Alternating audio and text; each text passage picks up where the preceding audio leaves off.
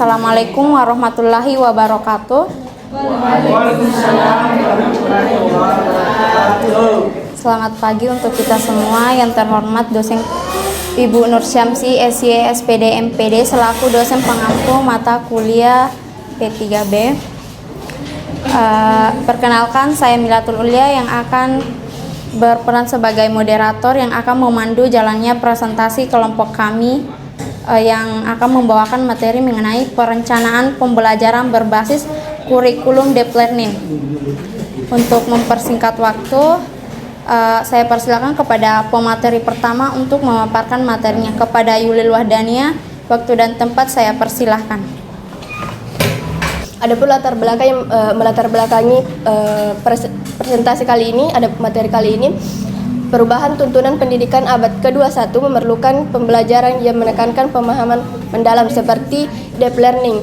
Bukan hanya kemampuan menghafal informasi, tetapi deep learning juga bertujuan untuk mengembangkan kemampuan berpikir kritis, kreatif, reflektif, serta penerapan pengetahuan dalam konteks nyata. Pendekatan deep learning sendiri mampu meningkatkan pemahaman konseptual dan terlibat dalam aktif siswa dalam belajar. Perencanaan pembelajaran ini baik menjadi kunci agar deep learning dapat beradaptasi dengan baik. Mungkin itu saja, saya serahkan kepada moderator. Baik, terima kasih atas pemaparannya. Selanjutnya saya persilakan kepada pemateri kedua untuk memaparkan materinya. Waktu dan tempat saya persilahkan. Baik, terima kasih atas kesempatan yang diberikan kepada saya. Di sini saya akan membahas tentang konsep deep learning dalam pendidikan. Deep learning dalam pendidikan merupakan pendekatan pembelajaran yang menekankan pada pemahaman mendalam terhadap konsep, bukan sekadar hafalan informasi. Peserta didik didorong untuk menghubungkan pengetahuan baru dengan pengalaman sebelumnya, serta mampu menerapkan konsep dalam konteks berbeda. Pendekatan ini berorientasi pada pengembangan HOTS yang meliputi kemampuan analisis, evaluasi, dan kreasi. Pembelajaran mendalam juga menuntut keterlibatan aktif siswa dalam proses diskusi, eksplorasi, serta refleksi. Dengan demikian, siswa menjadi subjek aktif dalam pembangunan pengetahuan. Sekian dari saya kembalikan ke moderator. Terima kasih atas pemaparannya. Selanjutnya saya persilakan kepada pemateri ketiga, Nurmiani, untuk memaparkan materinya. Selanjutnya di sini saya akan memaparkan tentang karakteristik utama deep learning. Yang pertama itu berorientasi pada pemahaman konseptual, yang dimana siswa berfokus pada pengetahuan inti pada materi, yang artinya itu siswa tidak sekedar kayak menghafal, tetapi juga benar-benar memahami materi tersebut. Kemudian yang kedua itu mengembangkan higher order thinking skill, yang dimana kita harus mendorong siswa untuk memiliki kemampuan berpikir tingkat tinggi seperti menganalisis, mengevaluasi, dan menciptakan hal-hal yang baru. Kemudian yang ketiga bersifat reflektif dan metakognitif, yang artinya itu di mana siswa diajak untuk menyadari proses berpikirnya sendiri dan mengembangkan apa yang mereka tidak ketahui dan apa yang mereka ketahui. Kemudian yang keempat, kontekstual dan bermakna, yang artinya materi ini tuh dikaitkan kayak kehidupan sehari-hari siswa. Contohnya itu pada pembelajaran PJOK, yang dimana berkaitan langsung dengan kehidupan sehari-harinya, kemudian fisiknya dan sosialnya. Yang kelima, student center learning, yang artinya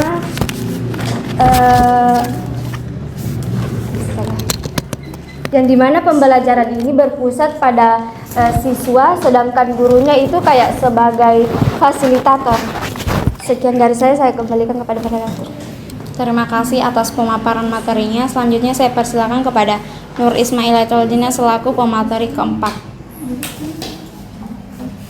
Baik, di sini saya akan menjelaskan terkait prinsip-prinsip pembelajaran deep learning.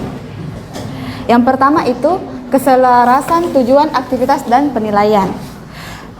Artinya bahwa prinsip yang sangat mendasar dan utama karena keselarasan antara tujuan pembelajaran dan aktivitas pembelajaran serta sistem penilaian itu membuat guru untuk mewujudkan tujuan pembelajaran melalui aktivitas dan penilaian yang efektif.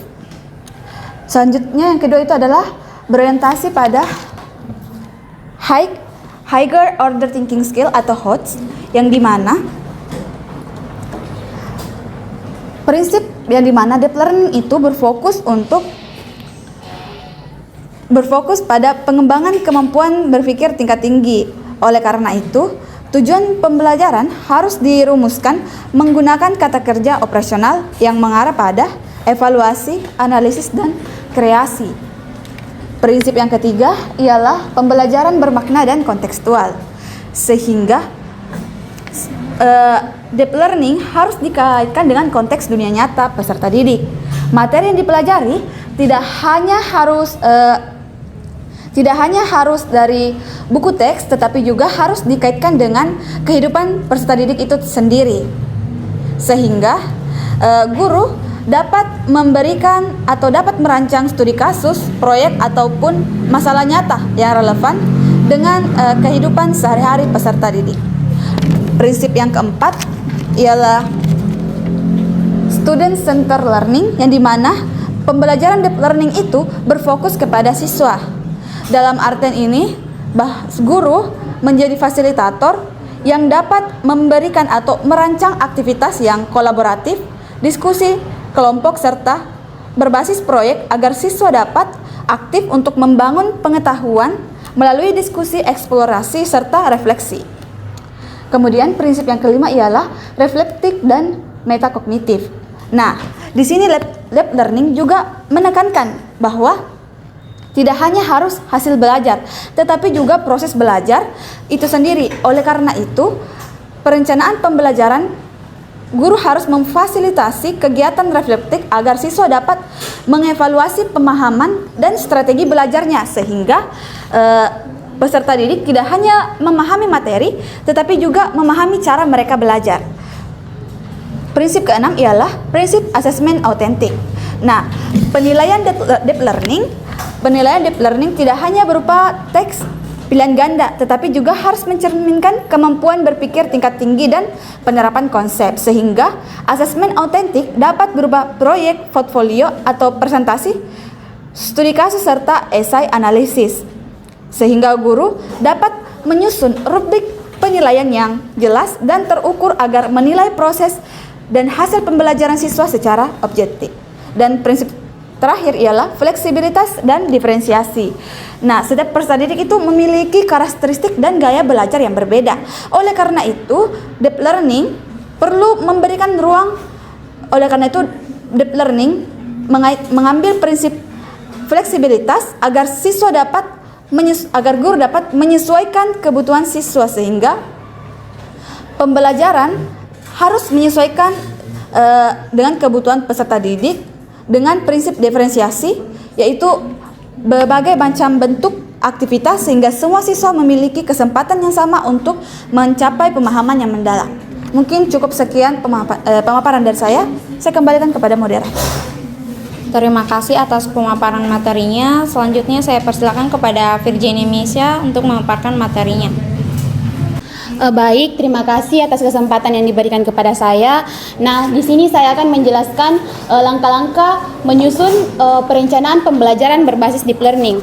Nah, perencanaan pembelajaran berbasis deep learning memerlukan proses yang sistematis agar tujuan pembelajaran dapat tercapai secara optimal. Nah, perencanaan ini tidak hanya berfokus pada penyusunan dokumen administratif, tetapi pada perancangan pengalaman belajar yang bermakna dan menantang secara intelektual.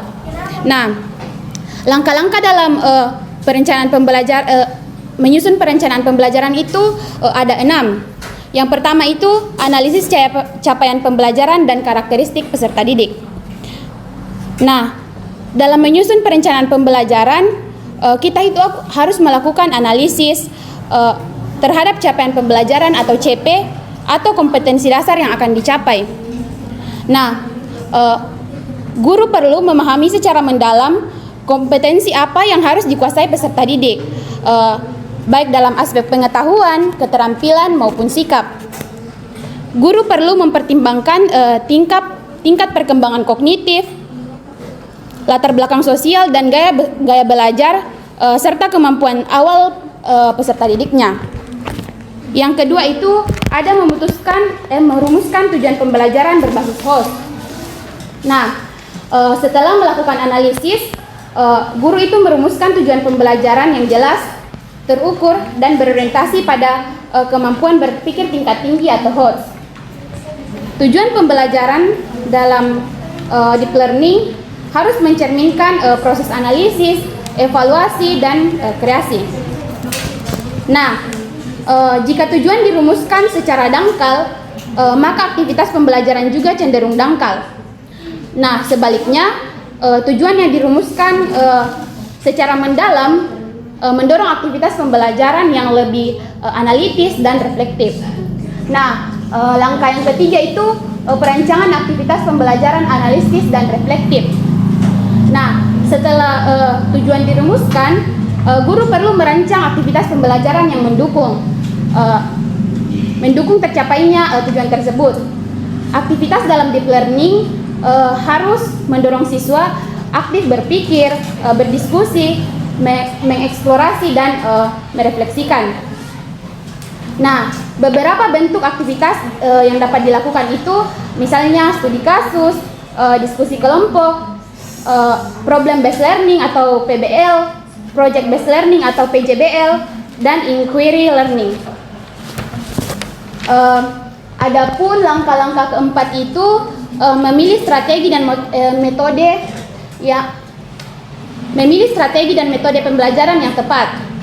Nah, strategi dan metode pembelajaran harus disesuaikan dengan karakteristik materi dan tujuan pembelajaran.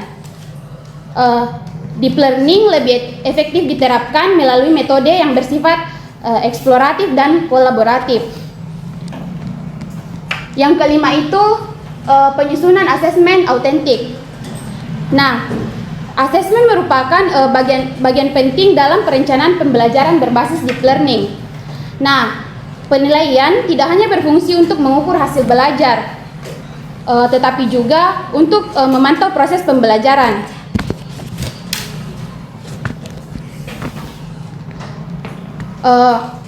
Marsonar dan Sakir menegaskan bahwa kurikulum berbasis deep learning membutuhkan sistem penilaian yang mampu menilai proses analisis dan refleksi peserta didik, bukan hanya jawaban yang benar atau salah. Adapun langkah yang terakhir itu refleksi dan tindak lanjut pembelajaran. Menyusun rencana refleksi dan tindak lanjut dilakukan oleh guru maupun peserta didik. Menurut Hidayat dan Novitasari, refleksi pembelajaran membantu guru mengevaluasi strategi yang digunakan serta melakukan perbaikan pada pertemuan berikutnya. Sementara itu, refleksi siswa membantu mereka memahami kelebihan dan kekurangan dalam proses belajar. Tindak lanjut dapat berupa pengayaan bagi siswa dan untuk mencapai kompetensi atau remedial bagi siswa yang mengalami kesulitan. Mungkin sekian yang dapat saya sampaikan. Saya kembalikan ke moderator.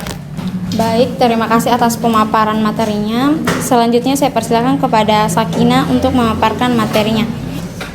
Baik, di sini saya akan memaparkan yaitu tantangan dan solusi implementasi.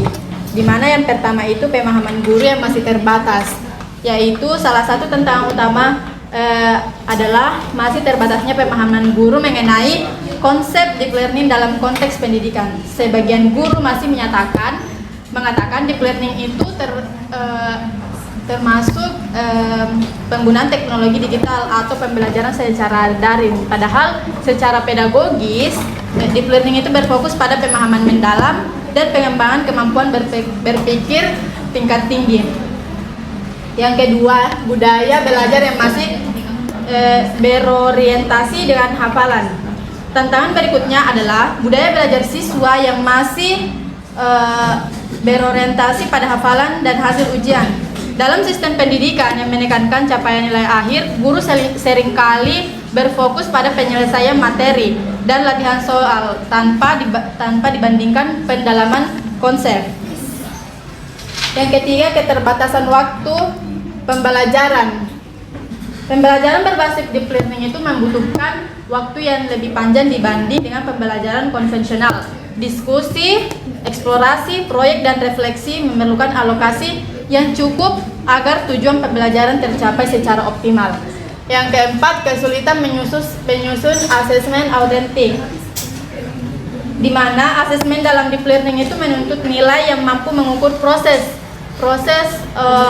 berpikir tingkat tinggi, bukan hanya sekedar jawaban benar atau salah. Namun dalam praktiknya banyak guru yang masih mengalami kesulitan dalam menyusun instrumen asesmen autentik dan rubrik penilaian yang objektif. Yang kelima, perbedaan kemampuan dan motivasi siswa. Dalam satu kelas, peserta didik memiliki kemampuan yang berbeda-beda dan motivasi yang beragam. Nah, pendekatan deep learning yang menuntut keaktifan dan kemandirian belajar terkadang sulit diterapkan pada siswa yang kurang percaya diri atau memiliki kemampuan dasar yang masih rendah. Yang terakhir, keterbatasan sarana dan prasarana. Implementasi deep learning juga memerlukan lingkungan belajar yang mendukung, termasuk fasilitas, sumber belajar, serta budaya akademik yang kondusif. Keterbatasan sarana dapat menjadi hambatan dalam pelaksanaan pembelajaran berbasis proyek atau eksperimen. Nah, solusinya yaitu meliputi peningkatan kompetensi guru, perubahan paradigma pembelajaran, manajemen waktu yang efektif, pelatihan asesmen autentik, penerapan diferensiasi pembelajaran, serta dukungan manajemen sekolah. Sekian dari saya serahkan kepada moderator. Baik, terima kasih atas pemaparan materinya. Sebelum menutup presentasi, terdapat kesimpulan yang dimana yang pertama itu deep learning dalam pendidikan merupakan pendekatan pembelajaran yang menekankan pemahaman konseptual secara mendalam, serta pengembangan pemikiran tingkat tinggi atau HOTS, serta adanya refleksi metakognitif. Yang kedua, prinsip perencanaan pembelajaran yang berbasis deep learning meliputi keselarasan tujuan, aktivitas, serta penilaian. Orientasi HOTS, pembelajaran bermakna, student center, reflective, assessment autentik, serta diferensiasi. Yang ketiga, langkah penyusunan perencanaan dilakukan melalui analisis kompetensi, perumusan tujuan HOTS, perencanaan aktivitas analitis, pemilihan metode, student center, penyusunan assessment autentik, serta refleksi dan tindak lanjut. Dan yang terakhir, tentu implementasi deep learning menghadapi berbagai tantangan. Namun, tantangan tersebut dapat diatasi melalui peningkatan kompetensi guru serta adanya dukungan sistem pendidikan.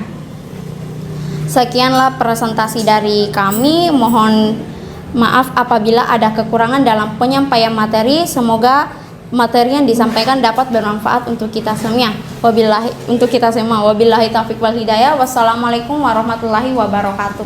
Waalaikumsalam warahmatullahi wabarakatuh.